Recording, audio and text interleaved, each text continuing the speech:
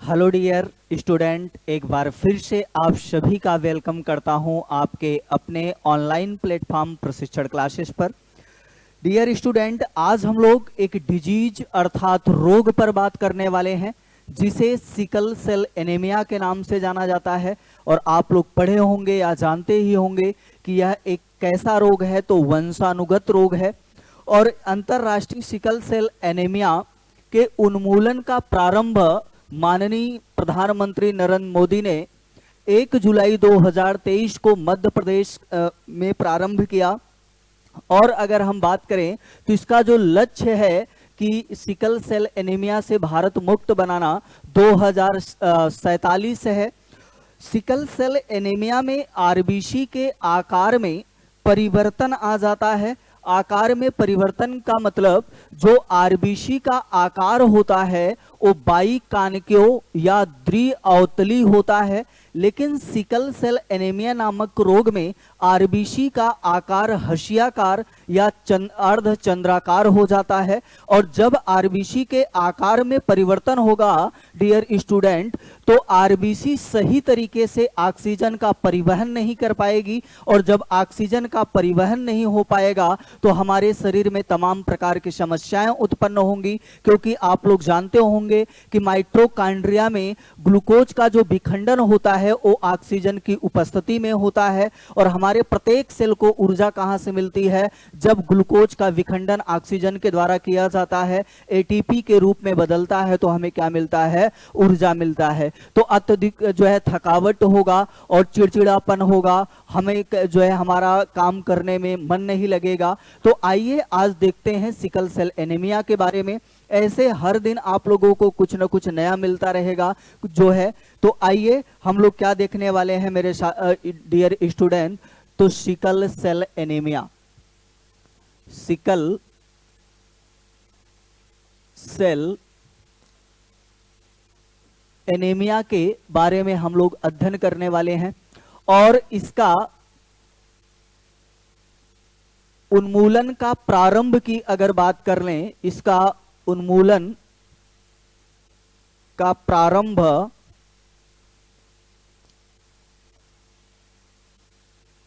1 जुलाई 2023 को प्रधानमंत्री जी के द्वारा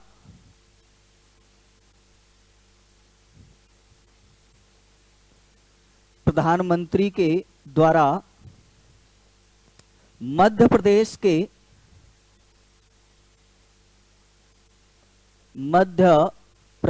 के शहडोल क्षेत्र से किया गया। शहडोल क्षेत्र से किया गया। और इसका जो लक्ष्य रखा गया है वह 2047 है। प्रारंभ कब किया गया? तो 1 जुलाई 2023 को। कहां से प्रारंभ किया गया? मध्य प्रदेश के शहडोल क्षेत्र से प्रारंभ किया गया। और जो लक्ष्य रखा गया है वो लक्ष्य क्या है डियर स्टूडेंट? तो 2047 है। आप लोग जानते होंगे कि सिकल सेल एनीमिया जो है, sickle cell anaemia, sickle cell anaemia वंशानुगत रोग है।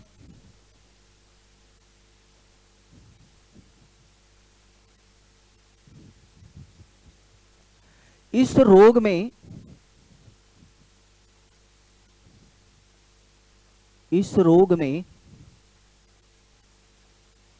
आरबीसी के आकार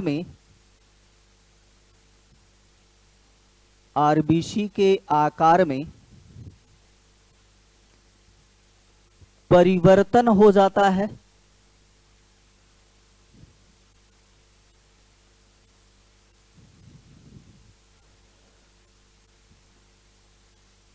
तथा आरबीसी का आकार आरबीसी का आकार हशियाकार, अभी हमने बताया हशियाकार व अर्धचंद्राकार हो जाता है।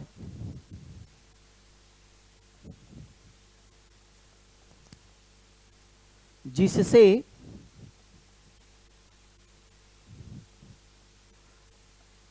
ऑक्सीजन का परिवहन अवरुद्ध हो जाता है।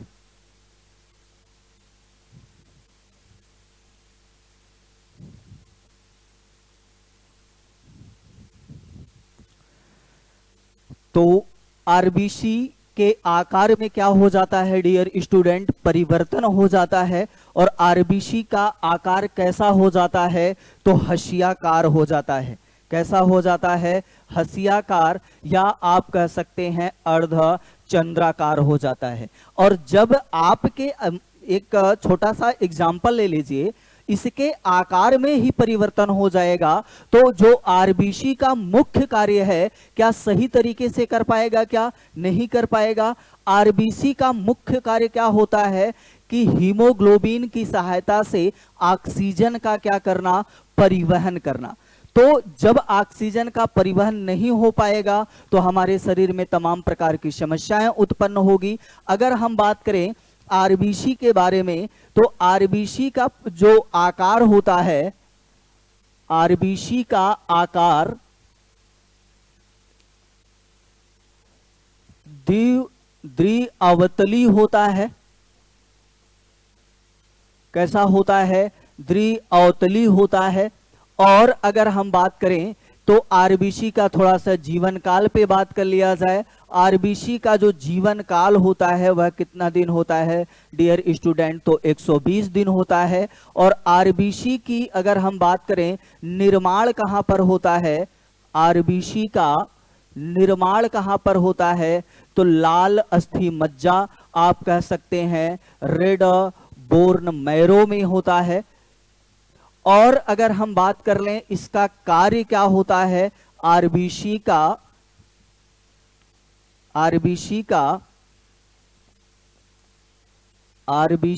कार्य क्या होता है, तो ऑक्सीजन का परिवहन करना होता है। क्या होता है, ऑक्सीजन का परिवहन करना। किसके मदद से करता है, तो आप लोग जानते होंगे कि ऑक्सीजन का परिवहन एचबी का मतलब हीमोग्लोबिन की मदद से करता है। और अगर हम बात कर लें हीमोग्लोबिन जो पुरुषों में पाया जाता है, या इसका अलग पुरुषों में अलग होता है और महिलाओं में अलग पाया जाता है, तो महिलाओं में 10 से 13 ग्राम प्रति 100 ml पाया जाता है। कितना पाया जाता है, 10 से 13 ग्राम प्रति 100 ml। वहीं पर पुरुषों में कितना पाया जाता है, तो 13 से 15 ग्राम प्रति 100 ml पाया जाता है ना। और हीमोग्लोबिन की कमी से कौन सा रोग होता है, तो आप लोग पढ़े होंगे कौन सा रोग होता है, एनीमिया नामक रोग होता है। लेकिन यहां पर हम लोग किसकी बात कर रहे थे, सिकल सेल एनीमिया का। और जो ऑक्सीजन का परिवहन होता है, ऑक्सीजन जब एचबी से मिलता है, हीमोग्लोबिन से मिलता है, तो वह ऑक्सी हीमोग्लोबिन में परिवर्तित हो जाता है। ऑक्सी हीमोग्लोबिन के रूप में ऑक्सीजन का परिवहन 98.5% होता है। बचा हुआ जो है 1.5% प्लाज्मा में घुलकर होता है। किसमें घुलकर होता है, प्लाज्मा में घुलकर ऑक्सीजन का परिवहन होता है। तो आई होप आप लोग को समझ में आया होगा dear student. Sickle cell anaemia का उन्मूलन का प्रारंभ कब किया गया, 1 जुलाई 2023 को जो है प्रधानमंत्री नरेंद्र मोदी के द्वारा किया गया। कहां से प्रारंभ किया गया, मध्य प्रदेश के शहडोल क्षेत्र से किया गया। और लक्ष्य कितना रखा गया, तो 2047 रखा गया।